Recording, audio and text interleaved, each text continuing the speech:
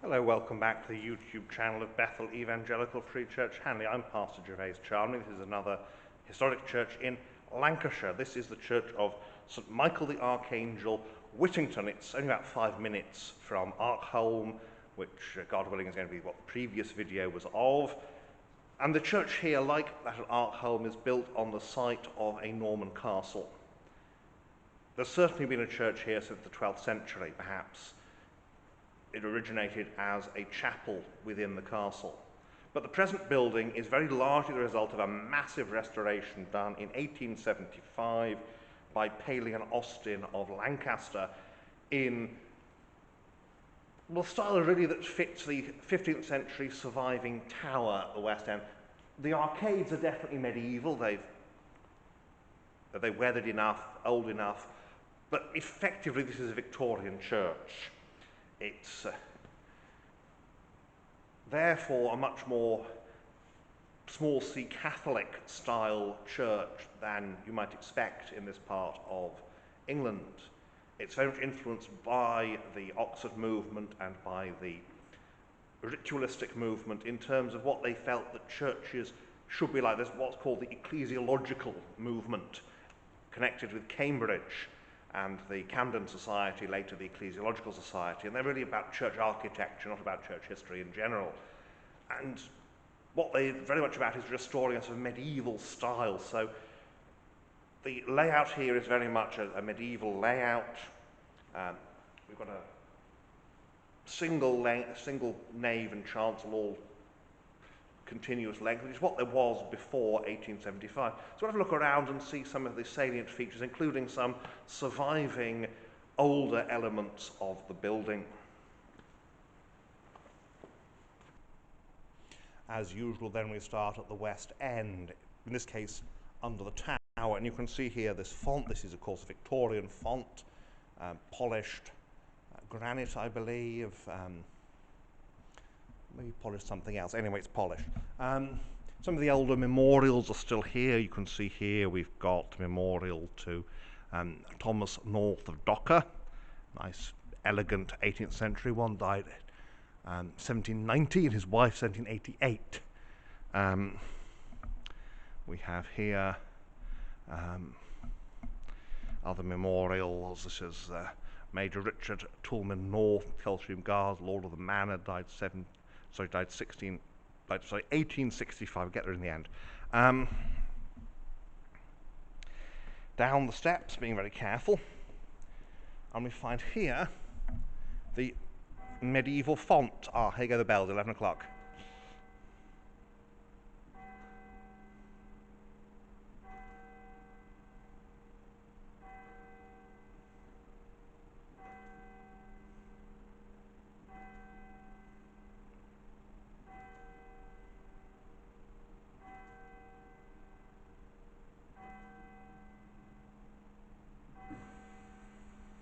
And there it goes.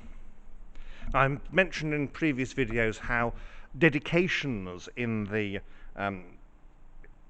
historic parish churches tend to get lost after the Reformation or cease to be used. And you can see here we've got this Victorian plaque stating that the fact this church was dedicated to Michael the Archangel was only discovered through reading an old will in which the following instructions occur. Oliver North of Docker Parish of Whittington, 24th day, November 1557, I bequeath my soul to Almighty God, my Maker and Redeemer, Our Lady, St. Mary, and all the celestial company of heaven, to pray for me, and my body to be buried within the parish church of St. Michael the Archangel at Whittington, as near unto my ancestors as may be. So, it's only because of this will that we know who it's dedicated to. We have here St. Mary Magdalene bearing witness to the risen Christ, and here's a very Anglo-Catholic war memorial. Up the north aisle now, you can see the pulpit, and just see the pulpit there, and there's the organ at the end. The organ's quite interesting for reasons.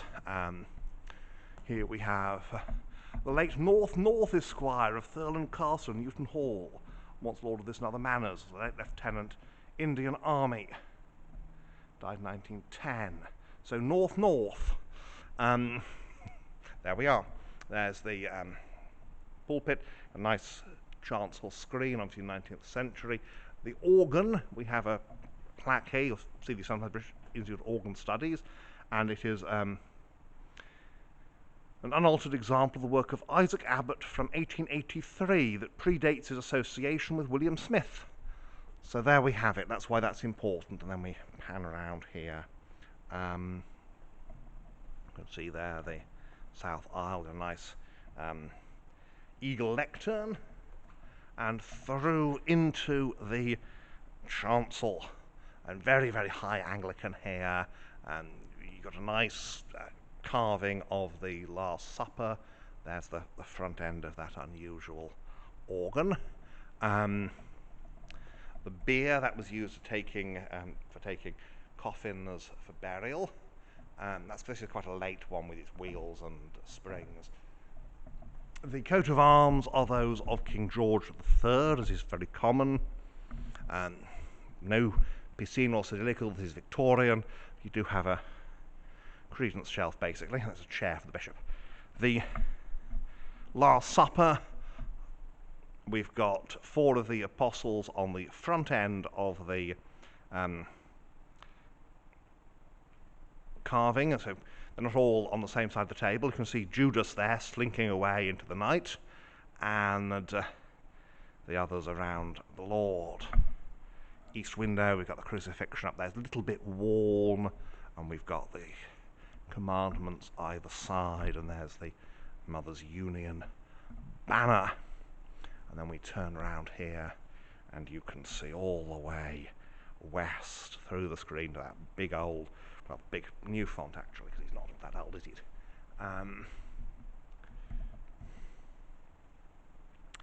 So, as is quite common in Lancashire, there isn't a side chapel. What would be the side chapel just got more pews in it. So even in a place where there's evidence of some Anglo-Catholic tendencies, you've still just got extra seating here. And we've got here a rather nice pre-Raphaelite window, the Agony in the garden, which is well worth seeing, or you've got to pick your way around things to get there. So there we have Christ, thy will be done, and there's an angel strengthening him. We have here St. George, St. Michael, and St. Oswald.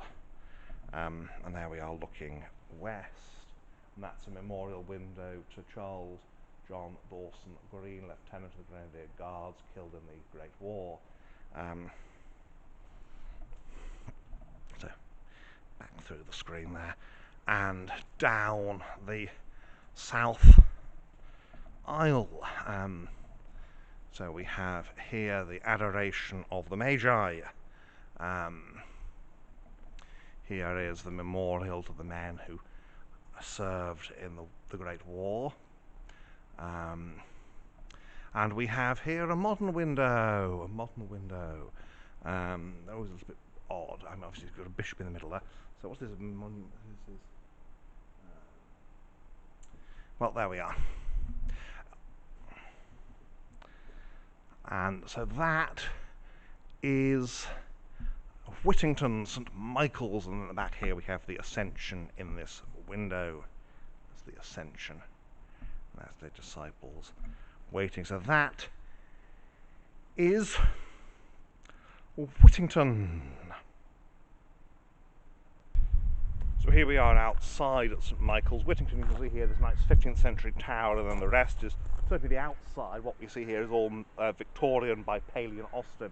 This occupies the bailey of the castle, and as we go around we'll see the motte. The motte here is much lower. It's been reduced in height as compared to Arkholm, but it's still very obvious where the motte is, or was, so it still is really, mostly. So we'll have a look at the outside, and again the usual closing remarks, hopefully. So here we are outside. You can see here there's a long church. See the ground falling away there, and ahead this rise. This is the bailey of the castle, and then up there is the motte. So we ascend the steps as we head up towards the church. Now, why build a church inside a castle? Well, part of it, of course, is the castle would want a chapel for its inhabitants. And then after the castle is disused, you've got this great big space that's quite prominent and raised, and nobody needs it anymore. And so it becomes the perfect place. Have your church. There's the motte you can see there. That's an old cross base that's now a sundial. So I suspect that's the motte anyway.